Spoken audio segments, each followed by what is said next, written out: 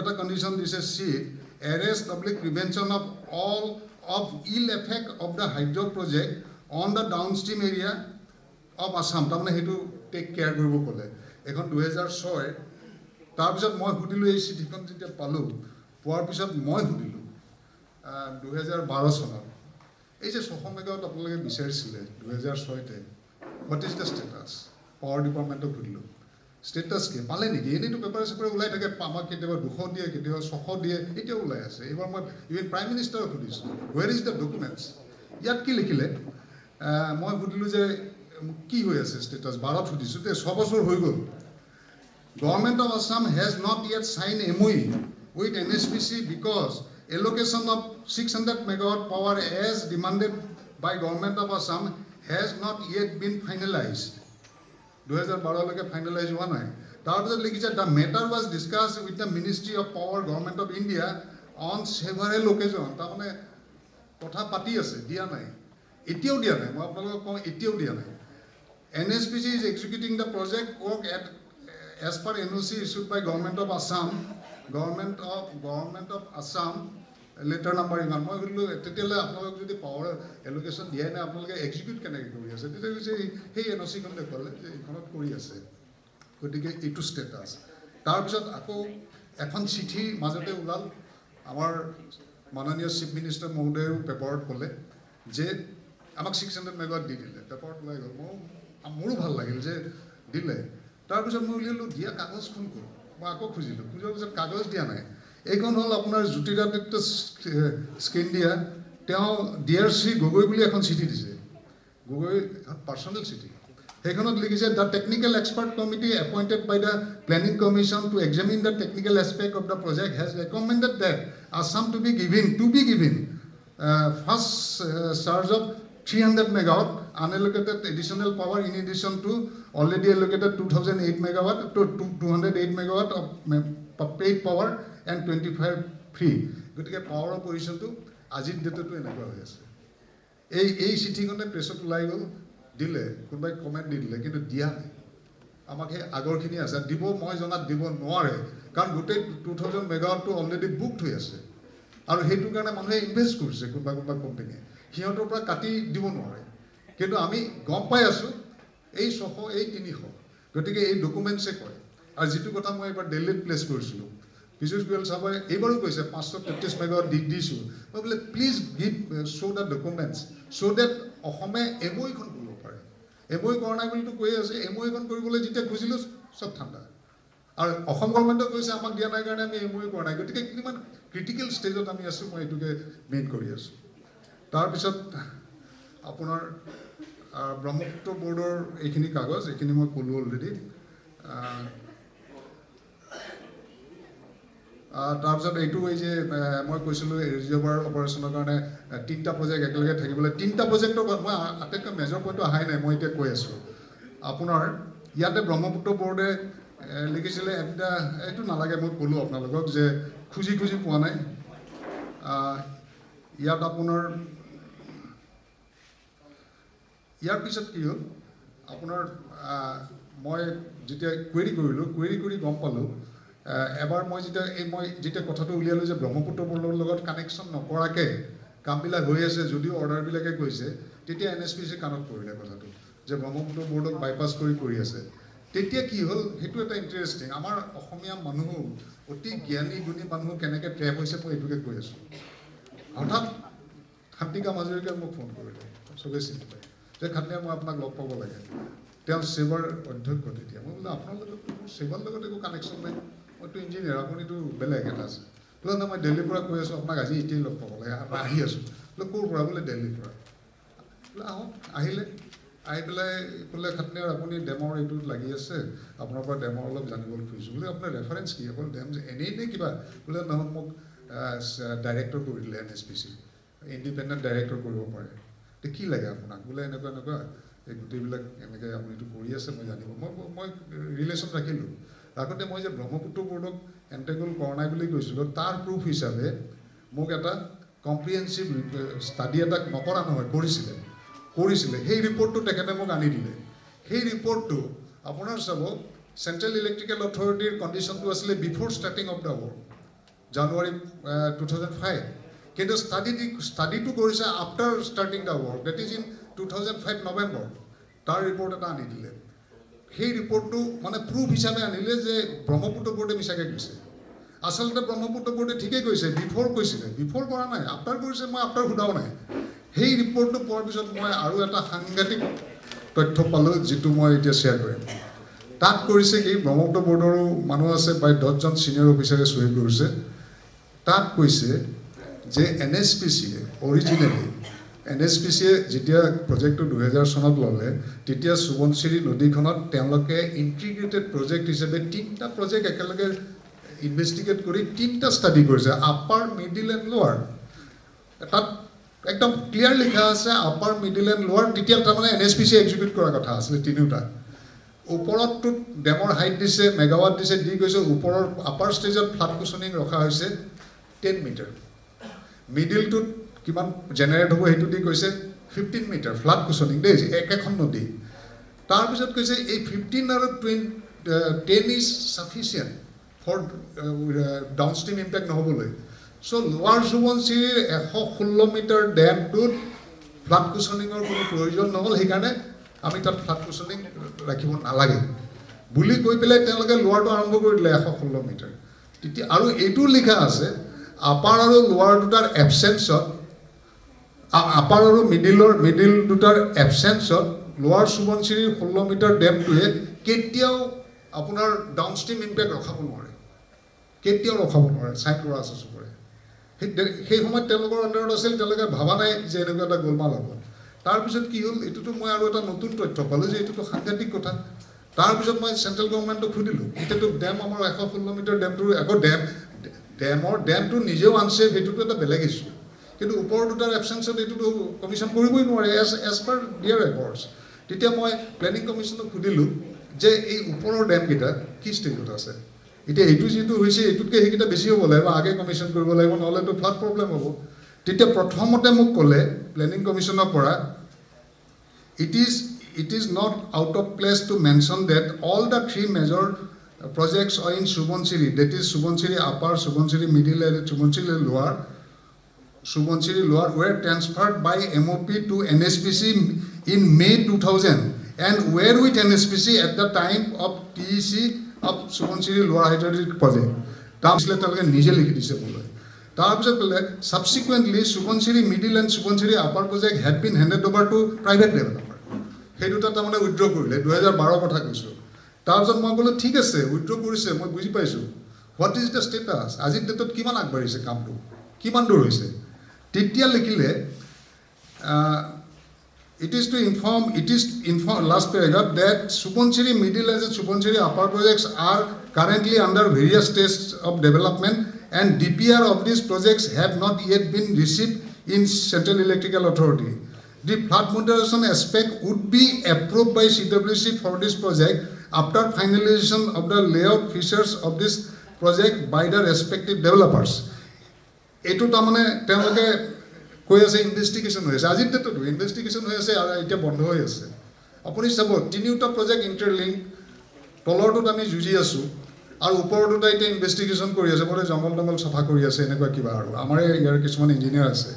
গতিকে আৰু এটা কথা তেওঁলোকে একেলগে লিখিলে ওপৰত, the integrated flood moderation studies of the whole basin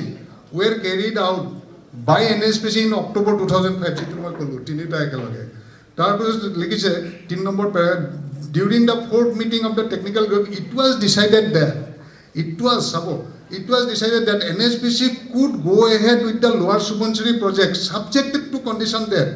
the 3 reservoirs would be operated in such a manner, 3 reservoirs, in such a manner that the flood moderation ACP in month of June, July will also be available of September, October. Project দুটাই নাই, কিন্তু record ঠিক ৰাখিছে, ইটোৰ লগত সিটোৰ link যিহেতু। তাৰপিছত আপোনালোকে চাওক, ইয়াৰ পিছত আপোনাৰ বহুত আপোনাৰ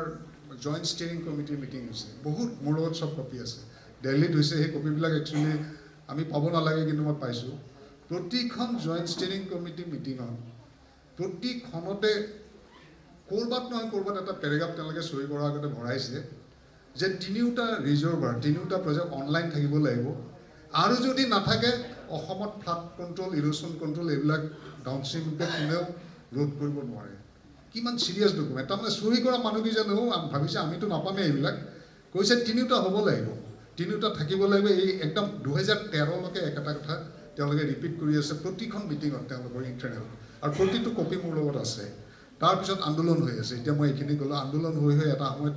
চৰমসীমা যেতিয়া পালে জয়ৰাম ৰমেশ আহিলে আপোনালোকে জানে পাব্লিক হিয়াৰিং হ'ল মই অলপ খৰকৈ কৈছোঁ আৰু দেৰি হ'ব নহ'লে জয়ৰাম ৰমেশে এটা কমেণ্ট দিছিলে লাষ্টত তেওঁ কৈছিলে these issues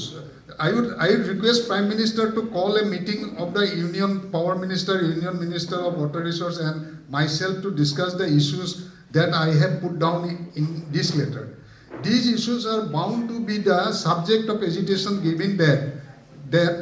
election in the Assam are due in about 6 months time. Even leaving aside election, these issues are important in themselves and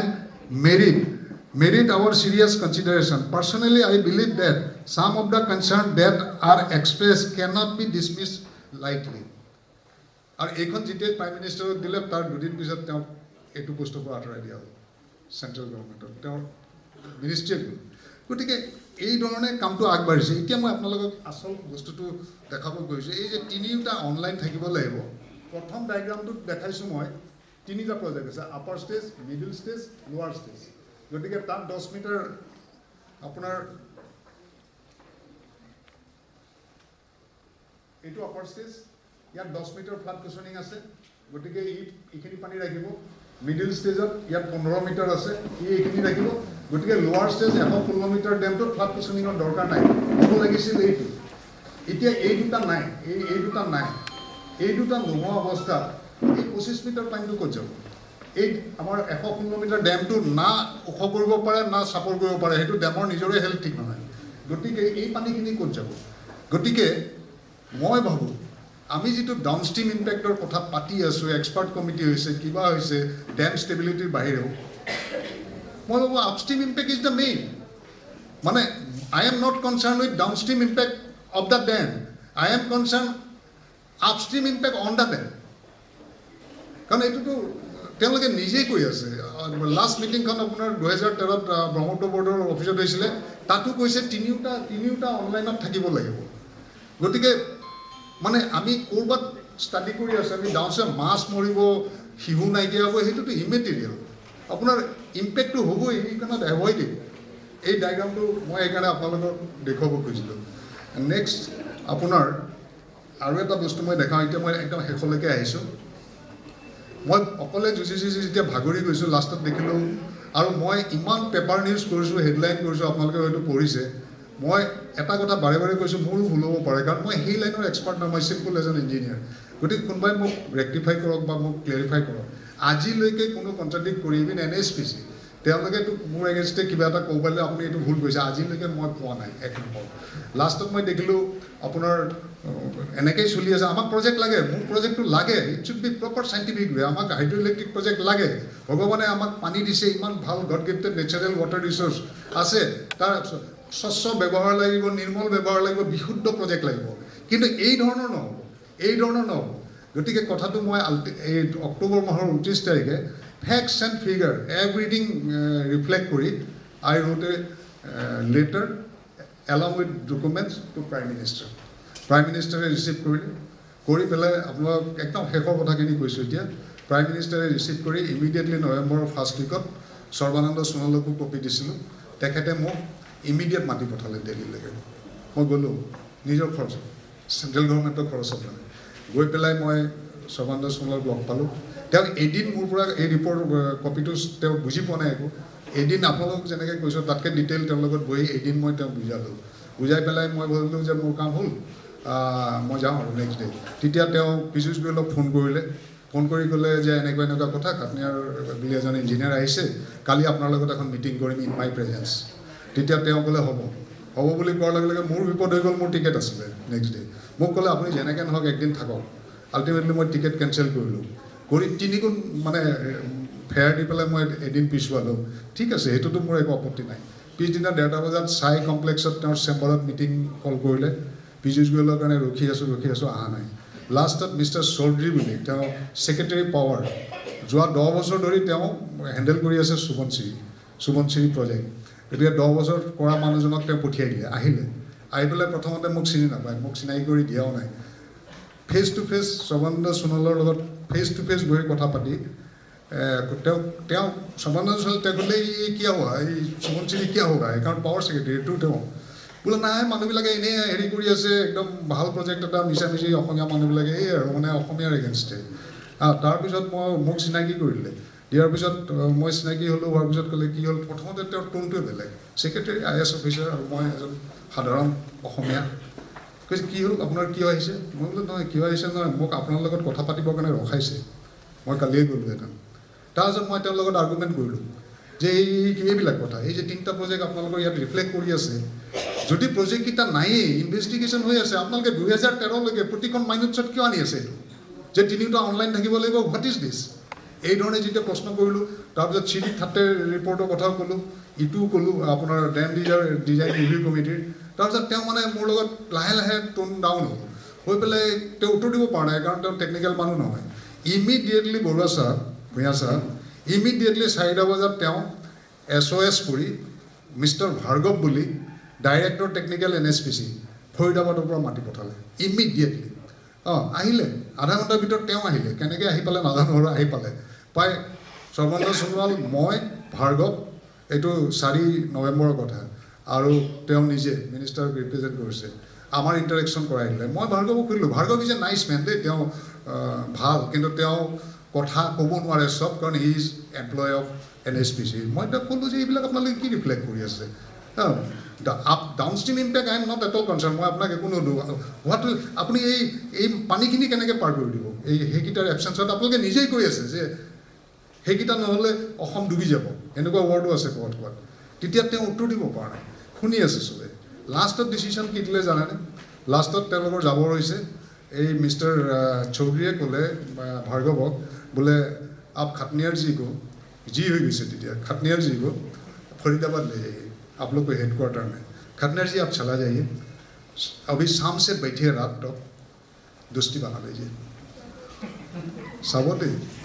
और সেইটো মই সময়ত যদি আপুনি যদি কেতিয়াবা লিগেল ফাইট হয় নহয় I will establish this I have proof দোস্তি কৰি লীজিয়ে এজন ছেক্ৰেটাৰী লেভেলৰ মানুহ আপুনি কেনেকুৱা প্ৰজেক্ট আমি কেনেকুৱা বান্ধ খাই আছোঁ চব যিটো মই ফেচ কৰি আছোঁ দিনত মানে 2টাকে প্ৰেছাৰৰ ওপৰত খাব লগা হৈছে মই এই গোটেইটো হেৰি তাৰপিছত মই তেওঁ গ'ল মোক হেণ্ডছেক কৰি কাৰ্ড চাৰ্ট দি গ'ল আৰু এটা কণ্ডিশ্যন দিলে ভাৰ্গৱক যে যিমানে ৰাতি নহওক খাটনিৰ লগত কি হ'ল মোক ফোন কৰি তাৰপিছত মই বোলে মই গ'লেতো মই কিজানি ট্ৰেপ হৈ গ'লোহেঁতেন ক'ৰবাত মাৰিয়ে পেলালেহেঁতেন কিন্তু মই নগ'লোঁ মই ভাৰ্গৱ ভাল মানুহ মই ক'লোঁ ভাৰ্গৱ মোৰ একো আৰু বেলেগ কথা পাতিব লগা নাই মই যিখিনি পাতিলোঁ সেইখিনি পাতিলোৱে গতিকে মোৰ আপুনি মোক কথা নাপাতোঁ আৰু তেখেতলোক অষ্ট্ৰেলিয়া আকৌ হোটেল মে ৰাখে মই হোটেললৈকে তাৰ পৰা লিভটো লোৱা নাই মই কৰ্ণাট প্লেছত নামি দিলোঁ কাৰণ হোটেলৰ লোকেশ্যনটো পালে আকৌ কি হয় ক'ব নোৱাৰোঁ গতিকে নাই ইটছ এ ফেক্ট এনেকুৱা হৈছে ইট মে বি ৰাতি ক'ৰবাত এক্সিডেণ্ট হৈ যাব পাৰে কিবা হ'ব আৰু গতিকে মই কোনোমতে আহিলোঁ অহাৰ পিছত আপোনালোকে জানে নেক্সট মিটিং হ'ল আপোনাৰ হেৰিত এই ডিচেম্বৰৰ 10 তাৰিখে সৰ্বানন্দ সোণোৱালে মোক কিন্তু কৈছিলে যে খাটনিয়াৰ নেক্সট যিখন জেনেৰেল মিটিং পাতিম এক্সপাৰ্ট কমিটিৰ আপুনি ইনভাইটি হিচাপে আহিবই লাগিব মই বোলে মাতিলে আহিম কিন্তু মোক প্ৰশ্নৰ উত্তৰ দিব লাগিব এনেই মই সময় নষ্ট নকৰোঁ কাৰণ মই নিজে কাম কৰি খোৱা মানুহ তেওঁ মাতা নাছিলে আগদিনা মাতিছে 10 তাৰিখে আপোনাৰ মিটিং মোক 9 তাৰিখে খবৰ দিছে মই গ'লোঁ যাওঁতে চাব ইয়াত বহুত কথা যাওঁতে আপোনাৰ ভগৱত পান দুৱাৰা আৰু কলিতা গুৱাহাটী ইউনিভাৰ্চিটি মই আমি একেলগে ফ্লাইটত গৈছোঁ মোৰ কণ্ডিশ্যন আৰু টিকেট চব NSPC কাটিছে আপোনাৰ গোটেই এৰেঞ্জমেণ্ট বাই NSPC এইটো খোলা খুলি NSPC ঘৰত গৈ টিকেট দিছে কিবা কিবি কৰি আমাক নিলে নিয়াৰ পিছত আমি একেখন পাৰ্ক হোটেলত আছোঁ 5 ষ্টাৰ হোটেল আছোঁ তাৰপিছত 10 তাৰিখে আমাৰ এক্সপাৰ্ট কমিটিৰ প্ৰথম মিটিংখন হ'ল ফাৰ্ষ্ট ফেজৰ একেখিনি মোক ক'ব দিলে গোটেই পেনেল ইণ্ডিয়াৰ টপ চেয়াৰমেন কেইজন আছে প্লাছ NSPC আছে ৰুৰ্কি IIT আছে মই এই প্ৰশ্নখিনি ৰেইজ কৰোঁ 1 নম্বৰ মই ৰেইজ কৰিলোঁ এইটো কথা যে এইটোৰ এবচেঞ্চত আপোনালোকে কি বুলি প্ৰচিড কৰিব দিব এতিয়া চাব তেতিয়া কোনো একো উত্তৰ নিদিয়ে আপোনাৰ কোনো ধৰণৰ ৰিয়েকশ্যন নাই মানে হ'ব আৰু কিবা এটা কৰিম এডজাষ্ট কৰিম এনেকুৱা টাইপৰ গতিকে মই প্ৰেক্টিকেলি তেওঁলোকৰ পৰা তেওঁলোকৰ পৰা এটাও তাৰমানে সদুত্তৰ নাপালোঁ। মোৰ দীঘলীয়া আহিছে, তথাপি মই পইণ্টকেইটা কৈ দিছোঁ। তাৰপিছত মই CD30 ৰিপৰ্টটোৰ কথা ক'লোঁ। CD30 ৰিপৰ্টটো মোৰ লগত আছে। CD30 প্ৰথমতে কনক্লুশ্যন এণ্ড ৰেকমেণ্ডেশ্যনৰ প্ৰথমতেই কৈছে ব্ৰহ্মপুত্ৰ বৰ্ডৰ পৰা কামটো নিয়াটো ভুল হৈছে। এইটো 1 নম্বৰত আছে। 2 নম্বৰত তেওঁ ৰিপিট কৰিছে একেটা কথা, তিনিওটা ৰিজাৰ্ভাৰ CD30 ৰিপৰ্টতো আহিছে যে তিনিওটা ৰিজাৰ্ভাৰ চাইমালটেনিয়াছলি মানে অপাৰেট হ'ব লাগিব, এইটোৰ লগত এইটো চিটিজেন ইণ্টিগ্ৰেটেড প্ৰজেক্ট, আৰু সেইটোৰ কাৰণে এটা কণ্ট্ৰলিং অথৰিটি লাগিব। এতিয়া কণ্ট্ৰলিং অথৰিটি কৰিবলৈ মোৰ প্ৰশ্নটো ওপৰত দুটা কৰোঁ। ওপৰৰ প্ৰজেক্ট দুটাই নাই, কিন্তু CD30 কিন্তু লাইন ঠিকে ৰাখিছে, 3টা অনলাইন থাকিব লাগিব। 4 নম্বৰত দিছে যে ডেম ব্ৰেক এনালাইচিছ কৰিব লাগিব, তাৰমানে ডেম ব্ৰেক এনালাইচিছ কৰাই নাছিলে, যিটো মেণ্ডেটৰী। সেইটো মই সুধিলোঁ তাতে যে আপোনালোকে ডেম ব্ৰেক এনালাইচিছ কৰা নাই? বোলে নহয় আমি কৰিছিলোঁ, কিন্তু সেইটো ভুল হ'ল। কৰিছিলে, NSPC কৈছে। তাৰপিছত CD30 এটা বস্তু ক'লে যে তেওঁৰ ৰিপৰ্টটোৰ ওপৰত বেছ কৰি গোটেইখিনি নহয়, তেওঁ এটা ডেম ডিজাইন ৰিভিউ কমিটি কৰিব ক'লে, তেওঁৰ ছাজেশ্যন সেইটো। তে ডেম ডিজাইন ৰিভিউ কমিটি হ'ল, হৈ পেলাই হোৱাৰ পিছত আমাক মাতিলে। মাতাৰ পিছত আমি গ'লোঁ ডেম ডিজাইন ৰিভিউ কমিটিত। এটা কথা মই আপোনালোকক দেখাব লাগিব, তাতো ৰেকমেণ্ডেশ্যনত প্ৰথম লিখিছে ৰেকমেণ্ডেশ্যন